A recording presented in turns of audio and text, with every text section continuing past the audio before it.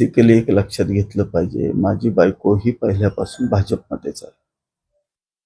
आज नाही तर 2011 पासून आमचं संपूर्ण कुटुंब भाजपचं काम करतं. 2019ला ही जागा शिवसेनेला गेली. त्यावेळेला मी शिवसेनेच्या चिन्हावरती उभं राहिलो. त्यावेळेला फडणवीस साहेबांनी मला पाठवलं होतं आणि त्या ठिकाणी त्यांना कॅन्डिडेटही दिला आणि जागाही दिली होती. त्याच्यानंतर काय झालं हे तुम्हाला माहिती आहे. आणि त्याच्यामुळं काय फार मोठा काय असा फरक पडतो असं नाही होत. जे सत्य आहे ते सत्य आहे आणि ती त्याच पक्षातनं निवडून आली आणि अध्यक्ष झालेली आहे. त्याच्यात कोणाला नाराज व्हायचा काही प्रश्नच येत नाही ना.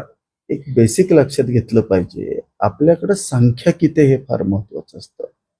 आज भाजपकडे संख्याबळ किती होतं? भाजपचं संख्याबळ हे